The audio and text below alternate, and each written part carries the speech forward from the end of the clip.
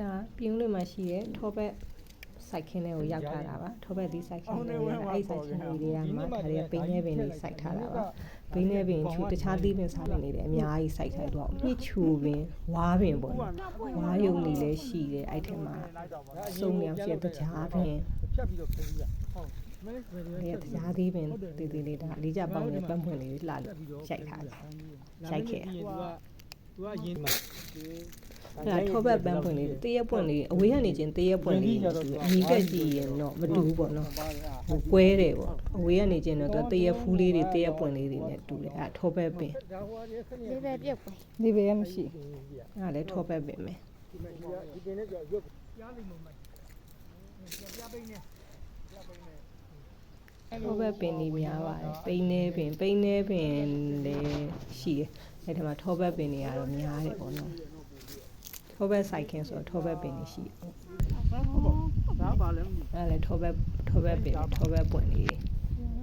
နှစ်ဆန်းကိုင်းဟုတ်ဒီလဲကောင်းဆိုတော့ပဲရမှာ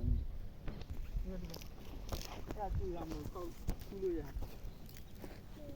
မကြည့်လို့ခူးမှဆိုအဲ့ဒါလည်းတမယာပဲအောင်းမတူတမယာပွင့်လေးတယ်တမယာသီးတွေကလည်းတပင်လုံးကိုပြုတ်တိတ်နေအောင်ပြီးနေအများကြီးပဲအပေါ်ဆူးရှိရလာလာကိုပင်ရတဲတယ်အစားလိုက်တယ်ဒီကငါပိတ်ကြီးဖြစ်နေတယ်ပန်းသီးပင်ဆိုလို့ဟိုပန်းသီးပင်ဆိုတာပင်ကြီးမှန်တယ်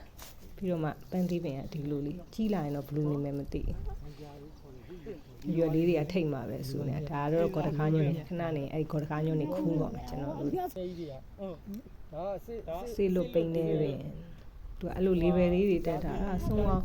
ရိုက်ခဲ့မိတယ်မှန်တယ်ကင်မရာမရိုက်ခဲ့ဘူးဒါမမန်းပင်ကတည့်ရသီးအရွက်နဲ့တူရနော်မမန်းပင်ရဲ့အရွယ်လေးကတည့်ရရွက်လေးနဲ့တူတယ်ဟိုထိုင်းမကြီး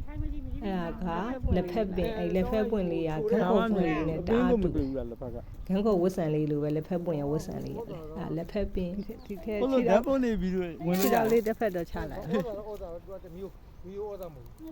အဓိကတော့ထောဘက်ပင်ပေါ့နော်ထောဘက်ပင်ကြီးခြားထဲမှာတခြားသီးပင်စားပင်လေးစိုက်တာသူတို့မျိုးဝယ်ပြီးတော့စားယူမှတ်တယ်ချင်ရလေးတော်တော်လေးတာရတယ်ဟွာပါတော့ပြင်းပြပြီးရေးမိကောင်းတာပေါ့ထောဘက်ပွင့်လေးတွေတခြားသီးတရပွင့်လေးတွေတပင်လုံးကိုပွင့်နေရမှာအများကြီးနေရတယ်ထောဘက်သီးကတော့17လပိုင်း12လပိုင်းမှာခူးရတာလို့ပြောတယ်ထောဘက်သီးခူးတဲ့ခါကျရင်လည်းတွားပြည့်ရင်ရိုက်ပြီးတော့တင်ပေးဦးမယ်နော်အဲ့တော့ထောဘက်ခြံကြီးကိုရိုက်ထားတာပါခြံကြီးကအကျယ်ကြီးပဲ